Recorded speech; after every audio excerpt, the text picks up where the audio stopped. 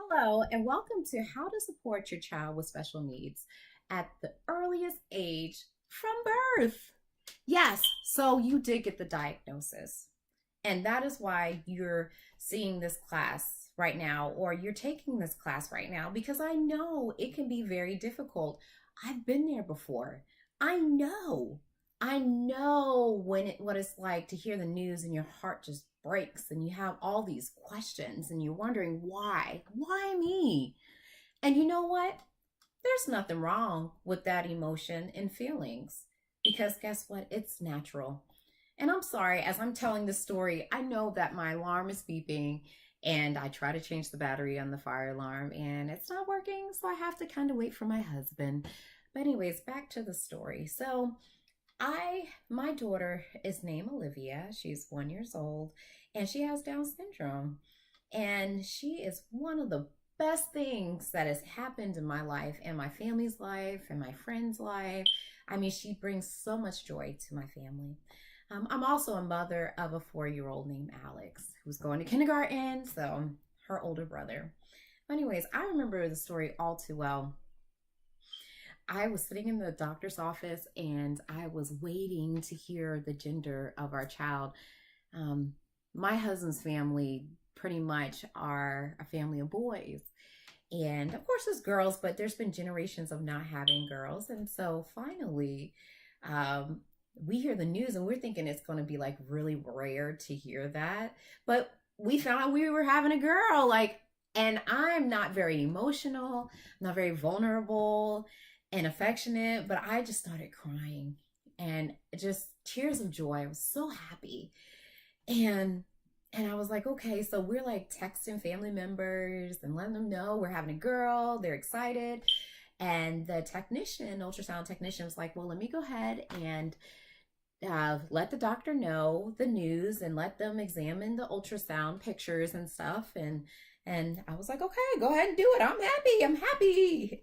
Anyways, so they come, the doctor and the nurse and another woman, nurse and the ultra ultrasound technician come in, and he starts to mention that Olivia was missing a nasal bone. So I was like, okay, and like, okay, so what is that supposed to mean? And then he was like, there's a little extra skin on the back of her neck. And I was like, okay, so what is that supposed to mean?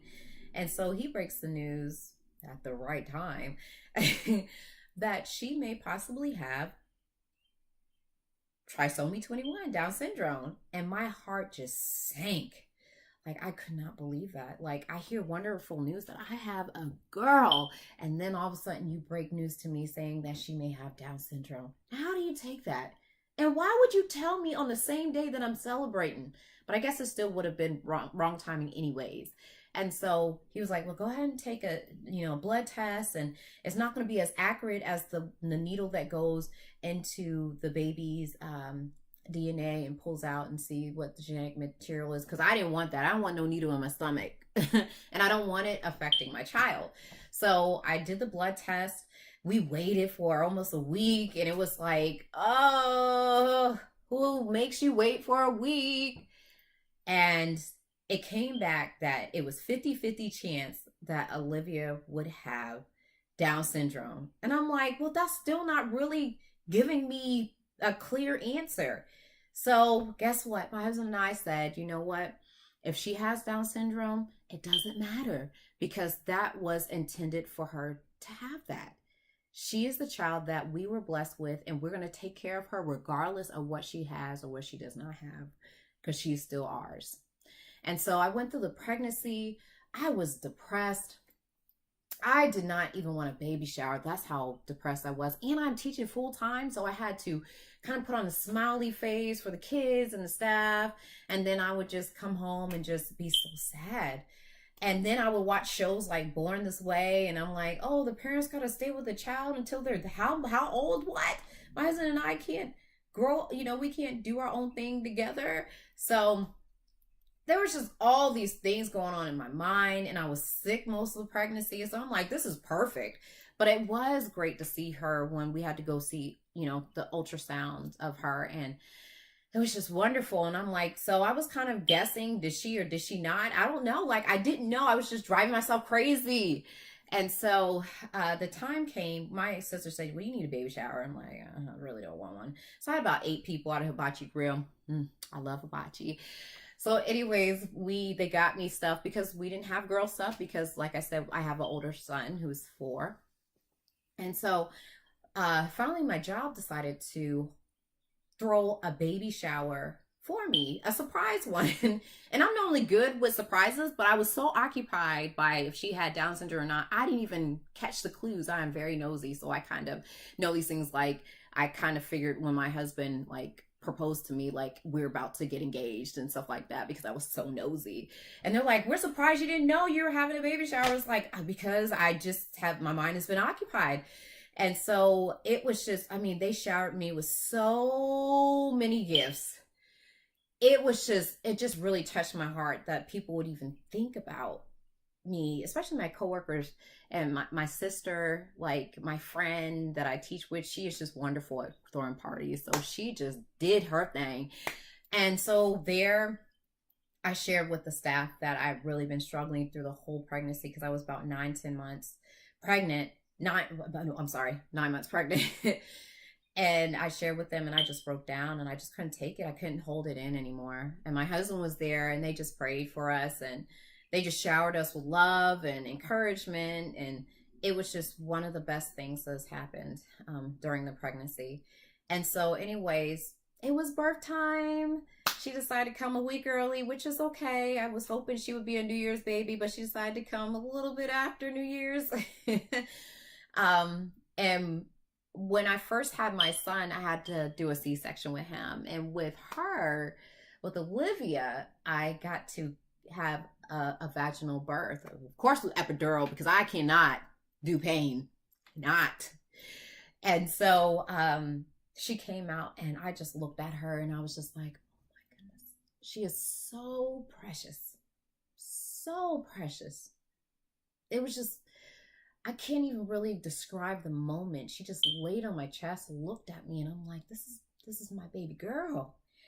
And then I looked into her eyes and I'm like, and she's got Down syndrome. And you can tell from the just facial features, I was like, she has Down syndrome. But you know what? That's my girl. Like, this is mine. This is mine. So yes, I was a little worried, but for the most part, I was just amazed at her. It was just a miracle. And so my husband was really worried about her at first, and he wanted to know, when would they confirm that she had Down syndrome and everything. And I think I was just so in love with her. There was just, she was just so special, and she still is so special. I will have her back any day, just like I would my son. But there's something about Olivia that's just so different and lovable. And so she came out, and I tell you guys, what was I stressing about? This girl was like amazing. She was just like any other child. Who would have thought? I wouldn't have thought, because I've never raised a child that has special needs. She was just like my son. She was just a little baby. She may have had jaundice, stayed in the hospital a little bit longer, but other than that, she was eating, she was sleeping, she was pooping, peeing, whatever it is. She was a normal child, pretty much. Okay? So I say that to encourage you that, yeah, you may have gotten a diagnosis, and yeah, you may be a little bit nervous, and yeah, maybe a little scared because you don't know what to expect.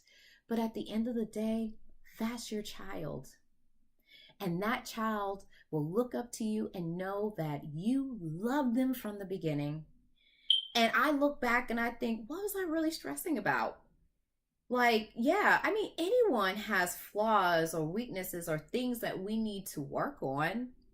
So what does that make that? I mean, yeah, Olivia may need a little bit more boost with certain things, but at the end of the day, she's just as normal as anybody else.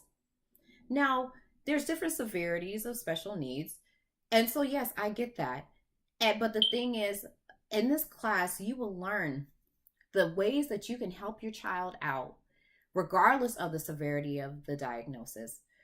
And that is one, looks like two, but one, being involved in the process, the early development process with doctors, meetings, therapists, infants and toddlers, whatever it may be, being involved is very important, as well as staying organized, because you, at the end of the day, you will have paperwork, paperwork, paperwork. But guess what?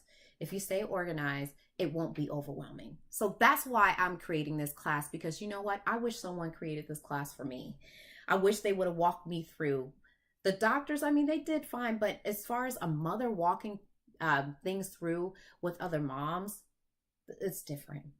So I hope you enjoy this class. I hope you learn a lot. And guess what? It is okay to have mixed emotions. It is okay to cry. It's okay. But at the end of the day, it's your child and they are special because they were birthed from you. And if they weren't birthed from you and you decide that you have adopted them, they're a part of you still. All right, we'll see you in the classroom.